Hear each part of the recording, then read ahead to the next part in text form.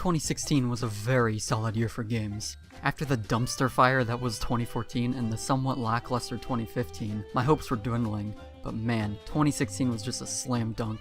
Fantastic indie titles, solid AAA releases, and games that came out of nowhere and surprised everyone against all odds. 2016 just had it all. This year was fantastic. Now, without further ado, these are my top 10 games of 2016.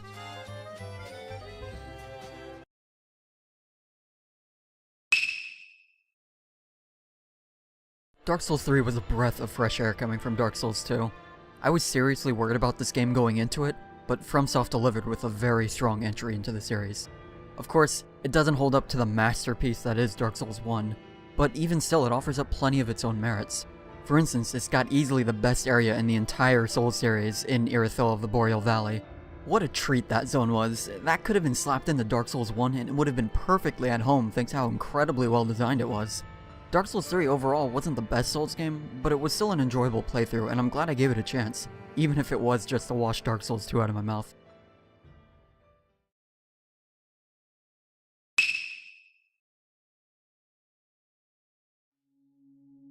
If I were doing individual award categories, then Inside would have taken Best Looking Game without a second thought.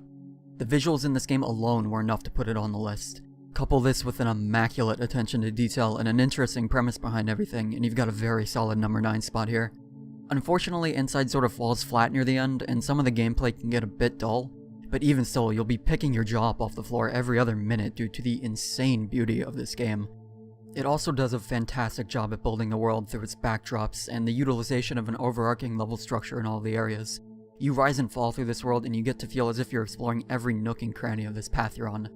Sadly, the tension that Inside builds up so incredibly well doesn't really pan out, but that didn't ruin my enjoyment of this game too much. Inside overall was an interesting little puzzle platformer that kept me in awe through its beauty through my entire playtime.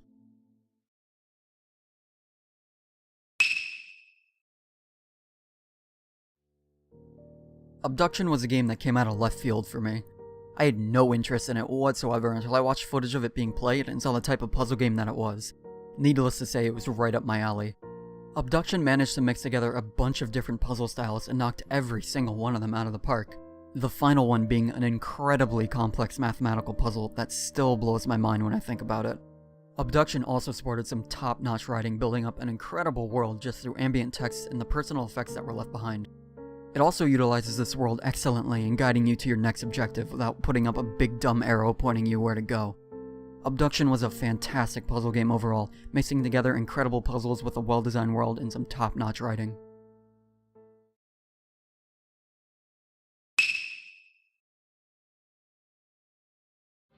Dishonored 2 was a game that definitely took some time to appreciate. The multifaceted level design was something that I could only fully take in after multiple playthroughs. It may have had a rocky story and some poor performance initially, but since the release the performance issues have been fixed, and if you ignore the story then you just have an extremely solid game on your hands. Blinking around Karnaca choking fools out feels just as good as ever, and while it may not change up from the previous game, it's still very enjoyable to play and upholds that classic Dishonored style extremely well. It's also yet another beautiful game that came out this year. Karnaca is a beautiful mess and I loved exploring every inch of this city just to see more of the immaculate art and world design. Dishonored 2 was a solid game all around, and it was one of the few games on the list that had me coming back for more once it was all said and done.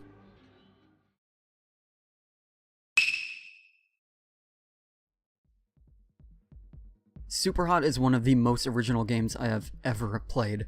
The art style, the gameplay, the premise, all of it was entirely its own thing and I just couldn't get enough of it. The weird gameplay gimmick worked out fantastically, making this game a treat to play. Going through a level and doing elaborate moves in slow motion, then watching it all back in real time once you were done never got old. The art is also surprisingly effective despite being extremely simple. From a design standpoint it works excellently because it conveys a lot of information to you immediately due to its intelligent use of color. And from a stylistic standpoint it's very unique in its minimalism. Not a lot of games are able to pull off such a style and yet Superhot did it fantastically. Superhot also offers up a fair amount of replayability too. With the game being designed the way it is, I found myself naturally wanting to complete levels as fast as possible so that I could look like a badass when watching the replay back. Despite being one of the shorter games on the list, Superhot provided me with more than enough enjoyment for its playtime. No other game this year had me smiling with pure joy as much as Superhot did.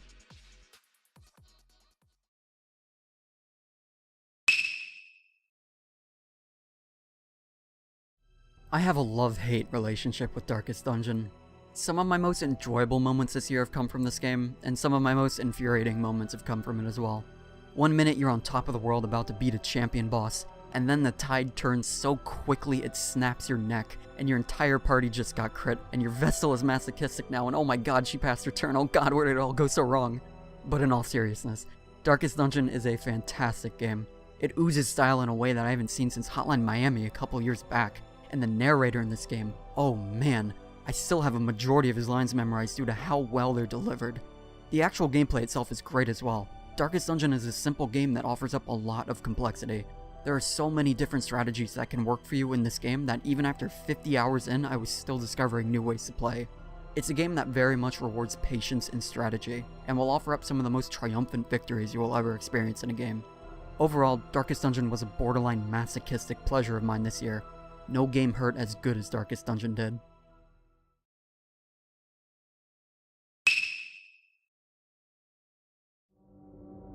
Hitman had no business being this good. Everything about this game screamed out that it was going to be a disaster. Releasing maps piecemeal? Only 6 maps? IO's last Hitman game being Absolution? Nothing about this seemed good. But boy howdy, this game was just an absolute blast. The smaller map pool allowed IO to make every map gigantic and fill them to the brim with as many missions as they possibly could. This allowed for Hitman, a game that offers almost a third as many missions as Blood Money, to feel twice as large in scope when compared to some of the previous lengthier entries. Hitman is also easily the most replayable game of the year. It's been a couple of weeks since I reviewed the game and I am still going back to play story missions and do elusive targets simply due to how much fun this game is. The game was also streamlined in a much appreciated manner. The UI is far more easily understandable, and allowed for me to enjoy this game way more than I did the previous entries. I also loved how the tone of Hitman 2016 shifted from the darker and more sinister feel of the previous games into more of a corny spy movie vibe. Having the silly tone this game did went a very long way in my enjoyment of it. All in all, playing Hitman 2016 was some of the most fun I've had this year, and I'm glad that I took the risk on it.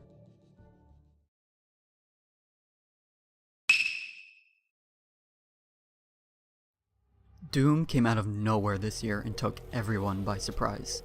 No one expected this game to be any good, and yet id Software proved everyone wrong and released the best single-player FPS campaign since Modern Warfare 9 years ago. Everything in Doom was just pure bliss. The shooting, the movement, the fights, everything worked beautifully in this game. I found myself often getting eager to take on the next group of enemies just because of how exhilarating the combat can be at times. Every single combat encounter was an absolute treat. Running around dodging incoming fire while you switch between weapons depending on what you were taking on, oh man, and every single weapon felt fantastic. Leave it to id to know how to make a damn good shotgun. Doom was also incredibly corny, and it reveled in it. This whole game had an air of tongue-in-cheek humor, and it played it up just enough for it to be novel without getting too obnoxious. I mean, the first thing you see is a direct reference to ripping and tearing guts, which is promptly followed by a dubstep metal fusion remix of E1M1. If that doesn't get a smile out of you, then I don't know what will. Doom was a non-stop thrill ride from beginning to end, and I loved every single second of it.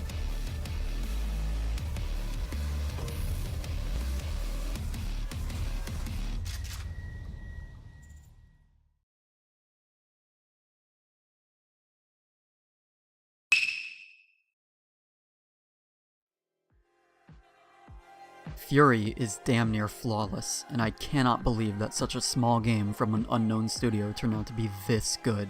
Furi is a very simple game in that it's basically just a boss rush with linear corridors in between each fight, but the way that the game is paced is done such that every walk up to a boss gets you pumped up and ready to take on whoever is waiting for you at the end. And that's the genius of Furi. It doesn't need much more than that. Every boss battle is a treat in and of itself. Each boss is engaging and interesting in their own way, and the design behind each one is fantastic. Every single design is fully realized through the art, the arena, and the music. And oh man, the music. It is just downright amazing. Whenever I needed something to listen to while working for these past couple of months, I've always turned to the Furi soundtrack first. I mean, if the game itself doesn't pique your interest, then at the very least look into getting the soundtrack. I assure you that it is worth it. Furi doesn't shy away from a challenge either. Fights in this game are tough, and they're made even tougher on the highest difficulty. But not in your standard, oh, now you take 3 times the damage and bosses have 5 times the HP. No. Higher difficulty means more mechanics and different phases to every fight. Furi understands that fine balance of difficulty and fun, and it strikes the perfect middle ground.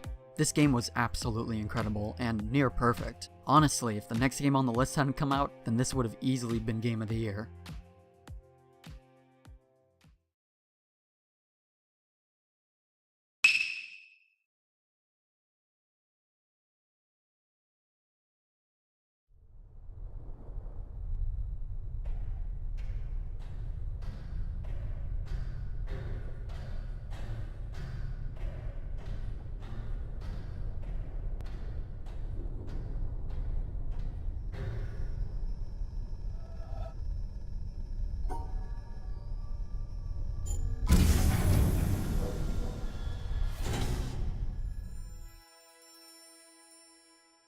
The Witness is one of the best games to be released in the past decade, let alone this year.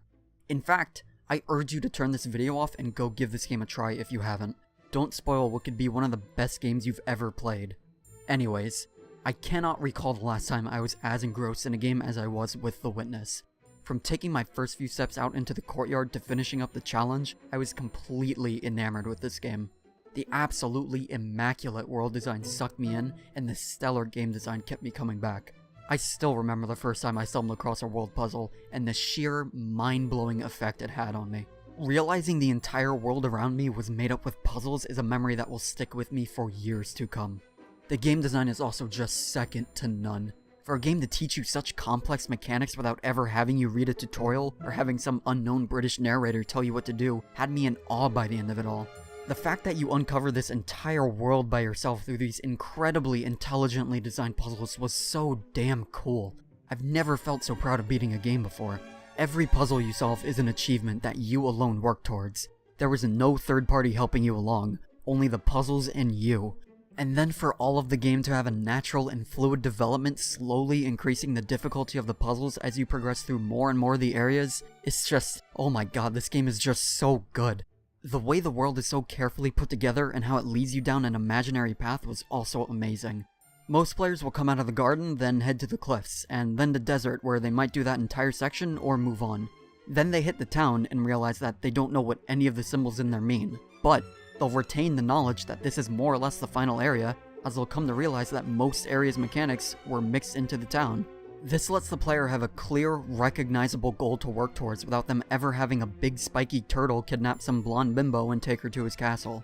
And all they did to understand all of this was walk along a path that wasn't even there in the first place. All of this blows my mind at how obscenely good this game was. Not a single pixel was out of place. Every step was thought out, and the amount of time and effort that must have gone into perfecting this game was probably absurd. The Witness will forever go down in my mind as one of, if not the best, puzzle games of all time, and it is easily my Game of the Year for 2016.